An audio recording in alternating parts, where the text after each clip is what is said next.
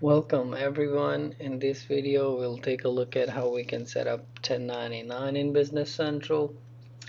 So the first thing that we want to do is to enable the feature. For that we'll go to search and we'll enter feature management.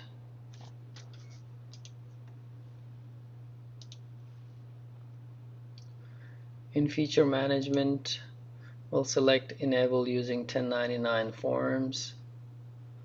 We'll select all users. It would ask if you want to do that. We'll say yes.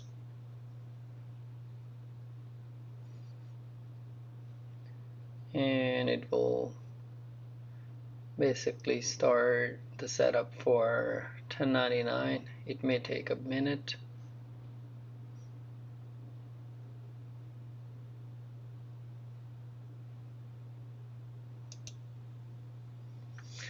Alright, so the next thing that we want to do is select next. We'll say we want to start it at 2023 and you want to transfer existing data. We'll select next, accept data, and you would just want to do it immediately. It would ask if you want to protect TINs, or we can always do it later, but for now I'll select none, and form setup is completed, right? IRS forms are completed. Alright, once that's done, it's recommended that you can sign out and sign in again. We'll do that. Next thing we want to do is to set up reporting periods. We'll search for reporting periods, IRS reporting periods.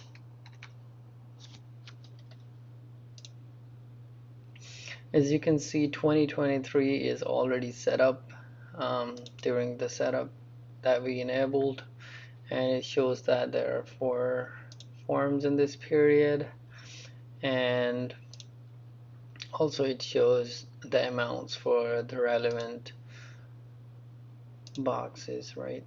So you can also take set up different vendors from this screen. For example, if you want to say First Step Consultants,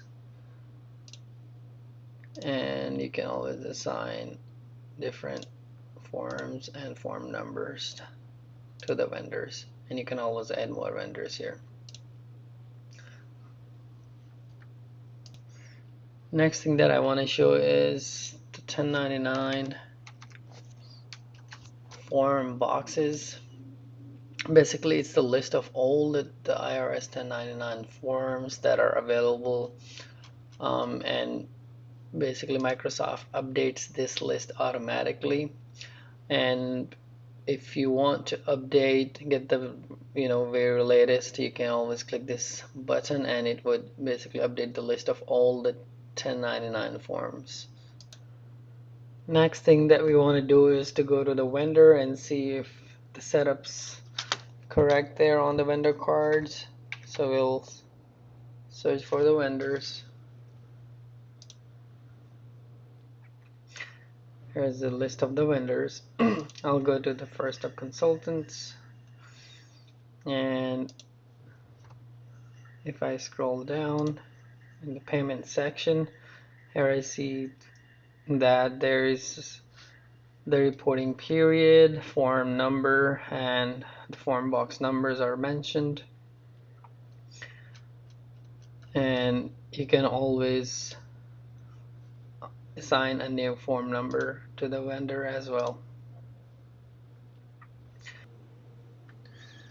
Next thing that we want to do is go to vendor form box setup. Let's see.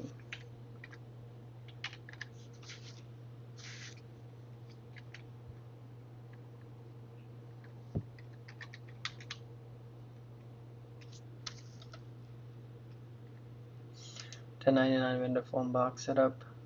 So as we can see, for 2023 we have First Step Consultants,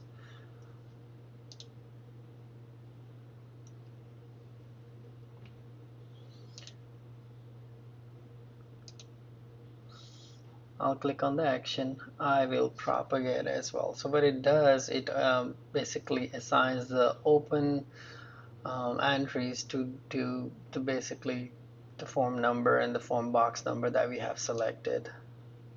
So I'll select the start date, end date, and I will say assign it to the purchase documents as well as vendor ledger entries, and I'll click OK.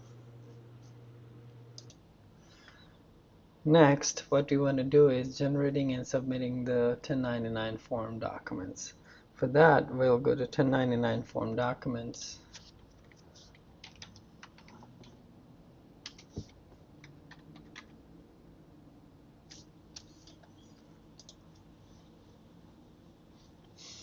And we'll click on create forms. We'll select the period. In this case, I'll select 2023. If you want to narrow down only for specific vendors, you can. If not, then you can it will ask you if you want to replace. What it does is if you click yes to that, turn this on, it would basically replace the previous documents that it has created. And if you do not want to replace the previous ones, but you want to create the whichever are not done, you can turn this off. I'll turn this on. It would ask if you want to replace the existing ones. I'll say yes. And it has basically created for the 2023. Next thing we want to do is to open the 1099 that we have created the form, and we can, in the new releases, we will have a button here to submit the document. You can always send email to your vendor the form, and if you want to take a look at it, you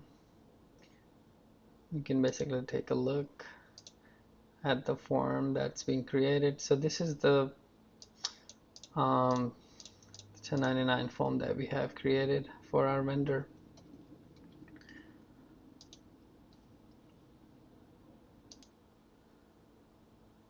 Next thing we want to do is to search for 1099 form boxes.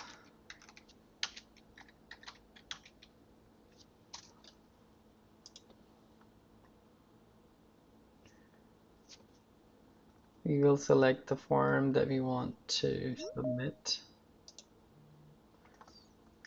and then click the vendor 1099 magnetic media.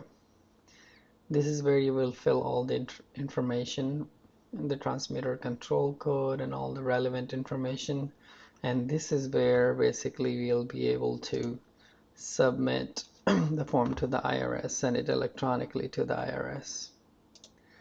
This marks the end of our video. Make sure to subscribe our channel and write in the comments if you have any questions. I'll be more than happy to help you out. Have a good day.